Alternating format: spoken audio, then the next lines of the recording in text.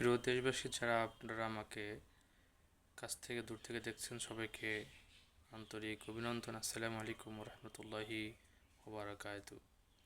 আমি আপনাদের সামনে দুটি বিষয় নিয়ে আলোচনা করতে এসেছি। একটি হচ্ছে দুঃসংবাদ আর একটা হচ্ছে সুসংবাদ।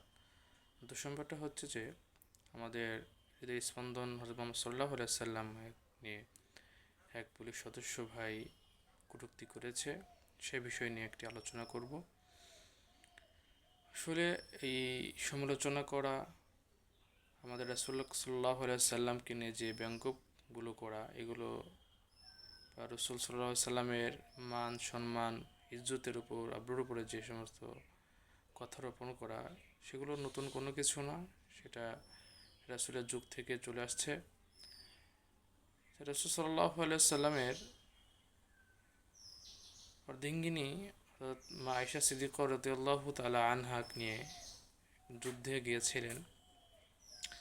যুদ্ধটা হচ্ছে জঙ্গে জামান। সেই যুদ্ধের সময় অনাকাঙ্ক্ষিতভাবে একটা ঘটনা ঘটেছে। তখন হযরত আয়েশা সিদ্দিকা রাদিয়াল্লাহু তাআলা আনহা এবং সফর ইবনুল মুআত্তাল রাদিয়াল্লাহু তাআলা আনহুকে নিয়ে একটা মিথ্যা অপবাদ দেওয়া হয়েছিল আয়েশা সিদ্দিকা রাদিয়াল্লাহু তাআলা আনহার উপরে, যে তাদের মাঝে নাকি অবৈধ সম্পর্ক ছিল। এ নিয়ে অনেক কথা আছে, সহিহ বুখারীর মধ্যে আলোচনা হয়েছে। তো দেখেন, এই অপবাদগুলো নতুন কোনো কিছু না। বর্তমান সময়ে তো রাসূল আকরাম সাল্লাল্লাহু আলাইহি সাল্লামের মান সম্মান আজমতের উপরে কালিমা রোপণ করা, ইসলামের বিরুদ্ধে কথা বলা, এগুলো তো বামপন্থীদের এখন একটা সাধারণ বিষয় হয়ে দাঁড়িয়েছে। যে যেমন ইসলামের বিরুদ্ধে কথা বলতে পারে, তার প্রমোশন বেড়ে যায়, তার সম্মান বেড়ে যায় বর্তমান সময়ে। এই জন্য যার মনে যখন যেটা চায়, ইসলামের বিরুদ্ধে একটা কথাও বলতে পারলে সে ভাইরাল, সবার মাঝে সে সুপরিচিত মানুষ হয়ে যায়। তো এই মাশরাফি ভাই, উনি যে রাসূল আকরাম সাল্লাল্লাহু আলাইহি সাল্লামের বৈবাহিক জীবন নিয়ে যে কটূক্তি করেছেন, আসলে উনি জানেন না যে এটা আমাদের রাসূল সাল্লাল্লাহু আলাইহি সাল্লামই নন শুধু, বরং তাদের আইডল, আমাদের সবার খুবই পরিচিত মুখ, বঙ্গবন্ধু শেখ মুজিবুর রহমান, যার ডাকে লক্ষ লক্ষ মানুষ সাড়া দিয়ে দেশকে স্বাধীন করেছে।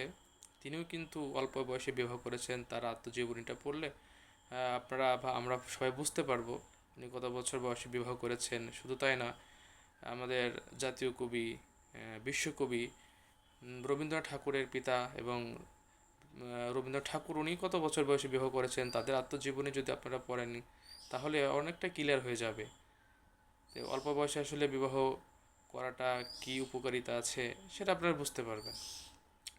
তো রাসূল আকরাম সাল্লাল্লাহু আলাইহি সাল্লামের সাথে যে আয়েশা সিদ্দিকা রাদিয়াল্লাহু তাআলা আনহাকে বিবাহ দিয়েছিলেন হযরত আবু বকর সিদ্দিক রাদিয়াল্লাহু তাআলা আনহু, তো পিতা হয়ে যদি বিবাহ দিতে পারেন, তাহলে আমি আপনি আসলে দূর থেকে বলার কে? দূর থেকে বলার কে ভাই?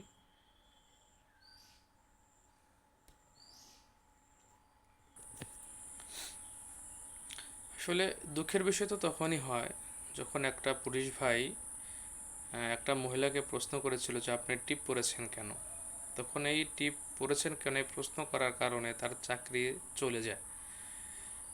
অর্থাৎ সাধারণ একটা মানুষকে যদি এই প্রশ্ন করার কারণে চাকরি চলে যায়, আসলে আমরা যারা মুসলমান দাবিদার আছি, আমাদের আসলে ইসলাম পাওয়া, এই জমিনের উপর আমরা বসবাস করা, যার বদলতে আমরা পেয়েছি এই সমস্ত জিনিসগুলোকে, সেই নবীকুল শিরোমণি, আমাদের হৃদয়ের স্পন্দন, আখির জামানা পয়গম্বর মুহাম্মদ সাল্লাল্লাহু আলাইহি সাল্লামকে নিয়ে যে কটূক্তি করেছে, এর কোনো বিচার হলো না।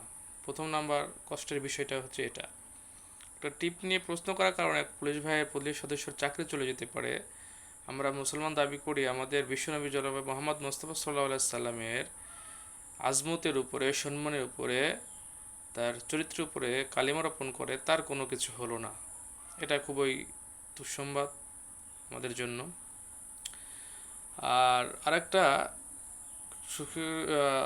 সুসংবাদ হচ্ছে, আমরা নিউজে দেখতে পারলাম যে ওই পুলিশ সদস্য মাশরাফি ভাই নাকি পরবর্তীতে উনি মুসলমানদের যে তীব্র নিন্দা বা এলাকাবাসীর চাপে পড়ে উনি একটা ফেসবুক স্ট্যাটাস দিয়েছে, সেটা হচ্ছে যে উনি না বুঝে ইসলামের সাথে সম্পর্ক না থাকার কারণে, ইসলামকে না বোঝার কারণে উনি অনভিজ্ঞভাবে এই কথাগুলো বলে ফেলেছেন। উনি সবার কাছে ক্ষমা চেয়েছেন এবং তিনি ইসলামকে বোঝার, ইসলামকে মানার চেষ্টা করছেন।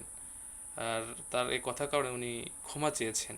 আলহামদুলিল্লাহ, যদি এটা সত্যি সঠিক হয়ে থাকে তাহলে আলহামদুলিল্লাহ, সুম্মা আলহামদুলিল্লাহ।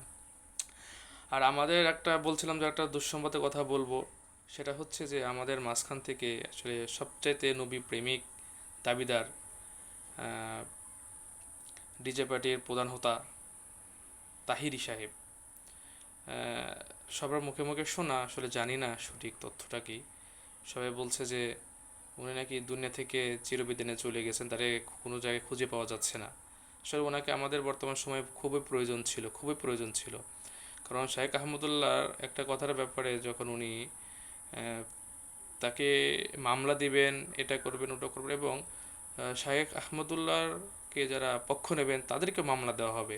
আসলে বর্তমান সময়ে ওনাকে আমাদের খুবই প্রয়োজন ছিল, যে আমাদের রাসূলের নামে যে কটূক্তি করা হয়েছে, তা আসলে ওখানে মামলা দেওয়ার জন্য আমরা ওনাকে খুঁজছিলাম, যে উনি এ কথাটা বলতে পারলেন আমাদের রাসূলকে নিয়ে, তাহলে ওনারা থাকলে তাহলে আমাদের মামলা দেওয়াটার সুযোগ সুবিধাটা বেশি পাইতাম আমরা। আসলে আমরা ওনাকে খুঁজে পাচ্ছি না। তা শুন ভাইরা, যেহেতু ওই যে ভাইটা আমাদের রাসূলকে নিয়ে কটূক্তি করেছে, সে যদি আসলে তওবা করে থাকেন, ফিরে যদি এসে থাকেন, তাহলে আলহামদুলিল্লাহ সুম্মা আলহামদুলিল্লাহ।